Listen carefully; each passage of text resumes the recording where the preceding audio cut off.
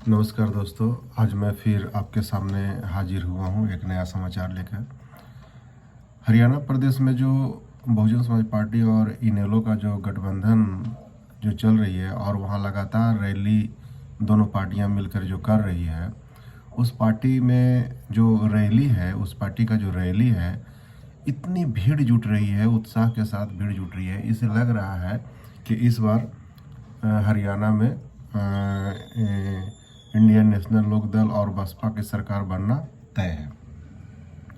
आज 13 अगस्त को जो वहाँ रैली है, हरियाणा प्रदेश के सिरसा में जो आज रैली हुआ है, उसमें इतनी ज़बरदस्त भीड़ देखने को मिला, मैं तो देखकर दंग रह गया। और मैं बहुजन समाज के लोगों को ये कहना चाहता हूँ कि आप एकदम बेफिक्र हो जाइए, निश्चिंत हो जाइए। इस बार आने वाला जो समय है वो आपका है, हमारा है, हम सभी का है।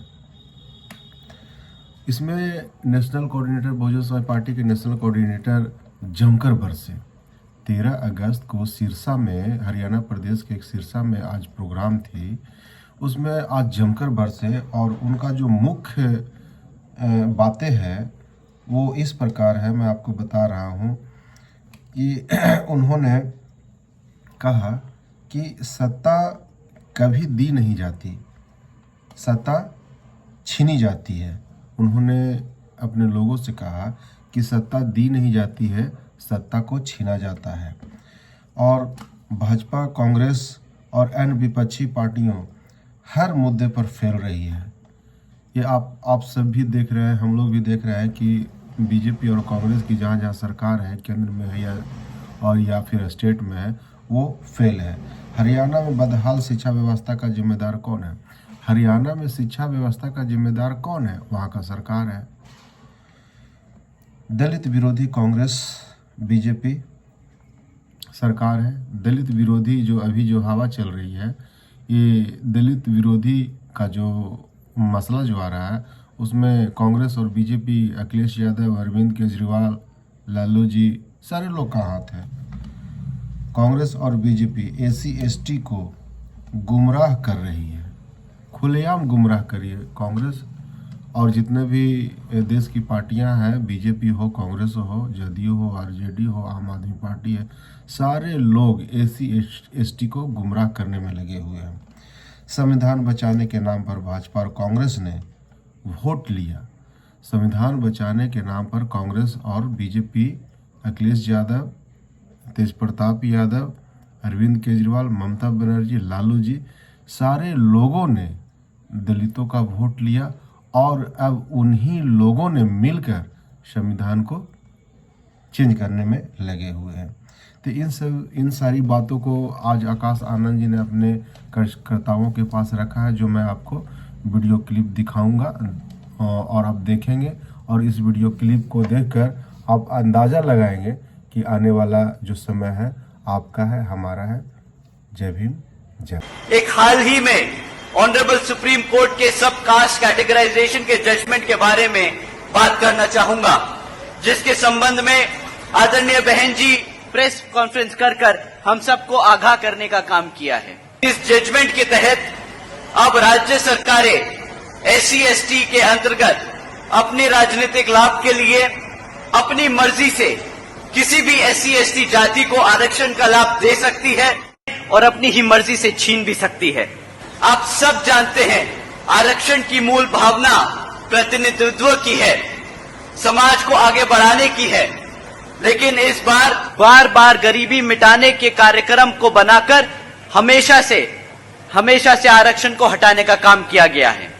आदरणीय बहन जी ने इस फैसले पर सवाल उठाया है और पूछा है कि जिन्हें आरक्षण का लाभ मिला है, क्या उनकी सामाजिक स्थिति बहुत बेहतर हो गई है? क्या उनके साथ भेदभाव खत्म हो गया है? ये संविधान के साथ खिलवाड़ कर संविधान को बदलने की शुरुआत है। संविधान बचाने के नाम पर साथियों, भाजपा और कांग्रेस मिलकर संविधान को बदलने का काम कर रहे हैं। आदरणीय बहन जी ने कहा है कि अगर यह भाजपा की NDA और कांग्रेस की इंडी अलायंस वाली पार्टियां, जिसमें सपा, आम आदमी पार्टी जैसी पार्टियां भी शामिल हैं, ये सब सच में हमारे SC/ST समाज के आरक्षण के हितैषी है, तो ये सब मिलकर पार्लियामेंट के जरिए रिजर्वेशन एक्ट को संविधान की 9वीं सूची में डालकर हमेशा हमेशा के लिए रिजर्वेशन को सुरक्षित करने का काम करें, ताकि आने वाले समय में भी कोई रिजर्वेशन से छिड़कानी ना कर सके। साथियों, यही नहीं बल्कि अब तो बहन जी और बीएसपी की ओर से ये भी मांग है कि जुडिशरी में भी रिजर्वेशन लागू होना चाहिए, ताकि भविष्य में भी इस तरह के जजमेंट कभी भी पास ना हो सके जिससे हमारे रिजर्वेशन को खतरा हो। साथियों, जब हम रोजगार की बात करें तो आपको इनसे सवाल करना है कि क्यों हरियाणा का 40% युवा बेरोजगार घूम रहा है। भाजपा की सरकार जब लगातार सत्ता में रही तो इन्होंने 2 लाख सरकारी पद खाली रखे। आज तक 2 लाख सरकारी पद खाली हैं। और जब हम बोलते हैं कि भाई ये सरकारी पद भरे जाएं, तो ये आप लोगों के सामने कौशल विकास निगम जैसी योजनाएं लेकर आते हैं, आपके बच्चों को कच्ची नौकरी देने का काम करते हैं। इसी के तहत साथियों, हमारे यूनिवर्सिटीज में 2000 से ज्यादा कॉलेज के प्रोफेसर्स हैं जो पक्की होने की मांग कर रहे हैं। पिछले 10 सालों से आज तक उन्हें पक्का नहीं किया गया है।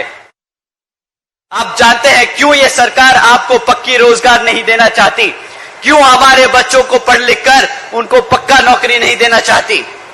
क्यों समय आ गया खदेड़ कर भगाने का इनको हरियाणा से।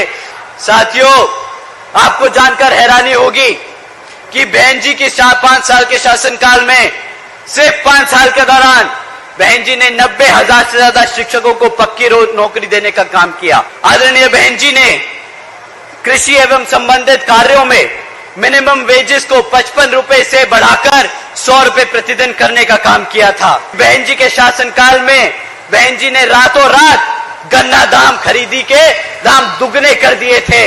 ये भाजपा वाले आपको 12,000 रुपए का मुफ्त में राशन देकर आपसे 2.5 लाख रुपए का चूना लगाने का काम कर रहे हैं। जहां जहां पर कांग्रेस की सरकारें चल रही हैं, वहां पर वो भी 2 कदम आगे हैं इन भाजपाओं से। उन्हें भी बोलते, वहां पे भी अपनी सरकारों में बोलते हैं कि मुफ्त में राशन ले लो। मुफ्त में राशन देके हमारे टैक्स पेयर्स पे बोझ बढ़ाने का काम करते हैं, हमारे बच्चों को रोजगार देने का नहीं।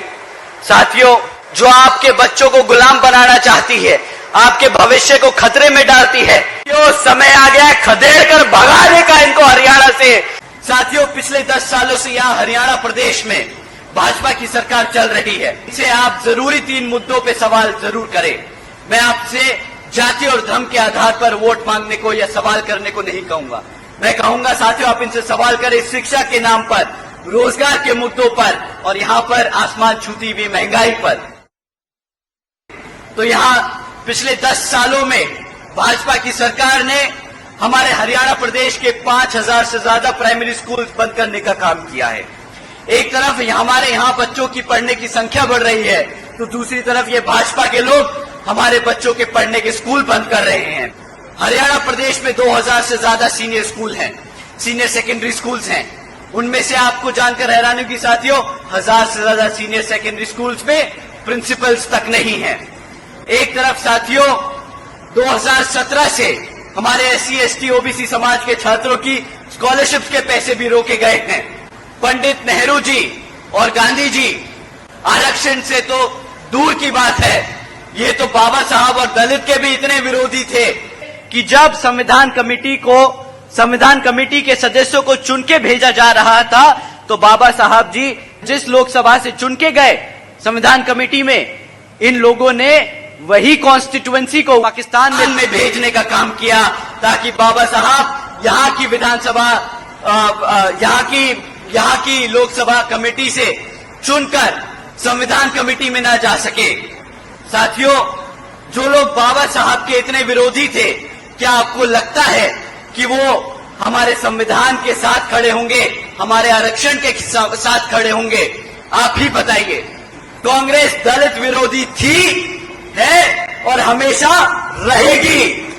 मेरी और आदरणीय बहन कुमारी मायावती जी की भी एक खासकर विशेष अपील है कि इस विधानसभा चुनाव में आप सभी लोग हर मोर्चे पर सावधान रहें। आपका वोट बहुत कीमती है, आपका कोई वोट खरीद ना पाए। धन बल, मंदिर मस्जिद या किसी भी भावना आदि के नाम पर कोई स्वार्थी आपके वोट का गलत इस्तेमाल ना करा ले, दुरुपयोग ना कर ले। मैं आप सभी लोगों से ये खास अपील करता हूं कि अपने यहां जिन जिन क्षेत्र में बसपा और इनेलो के विधानसभा उम्मीदवार चुनाव लड़ रहे हैं, तो आप उनको वोटिंग मशीन के सामने वाले वोटिंग मशीन पर बसपा का हाथी चुनाव चिन्ह और इनेलो का चश्मे का चुनाव चिन्ह वाले सामने वाला बटन दबाकर भारी मतों से जिताकर श्री अभय सिंह चौटाला जी को यहां पर मुख्यमंत्री बनाने का काम करें। मैं आपसे बस एक ही बात कहूंगा, तो सत्ता कभी भी दी नहीं जाती, कोई भी आपको आकर आपको सत्ता नहीं देगा, सत्ता हमेशा छीनी जाती है। समय आ गया है कमर कस के जंग के मैदान में उतरने का, सत्ता छीनने का समय आ गया है और यहां पर अपने आप को शासक बनाने का समय आ गया है। जय भीम, जय भारत। साथियों, कांग्रेस पार्टी की ओर से उनके राष्ट्रीय अध्यक्ष श्री खड़गे जी ने प्रेस कॉन्फ्रेंस कर अभी यही कहा है कि ये आरक्षण तो पंडित नेहरू और गांधी जी की देन है। राहुल गांधी जी किधर गए? खड़गे जी को क्यों प्रेस कॉन्फ्रेंस करके ये बयान देना पड़ा? गांधी जी किधर हैं? कांग्रेस के राष्ट्रीय अध्यक्ष जो कि एससी समाज से आते हैं, वो अगर बाबा साहब के संघर्षों को नजरअंदाज कर एससी समाज को गुमराह कर रहे हैं, बांटने का काम कर रहे हैं, तो साथियों ऐसे लोगों को मान्यवर साहब ने एक बहुत ही महत्वपूर्ण नाम दिया है। आप लोगों को आगाह करने के लिए ऐसे लोगों को नाम देकर गए हैं मान्यवर साहब। आप जानते हैं वो क्या नाम देकर गए? क्या नाम देकर गए? तो चमचा, ये जो कांग्रेस में बैठे एससी नेता बनते हैं, ये हकीकत में चमचे हैं इन कांग्रेसी और भाजपाओं के। क्या आप ये चमचा युग जरूर पढ़े, आप लोगों को पहचानने में आसानी होगी कि किस तरह ये जो चमचे हैं हमारे समाज को अंदर से खोखला करके बांटने का काम कर रहे हैं।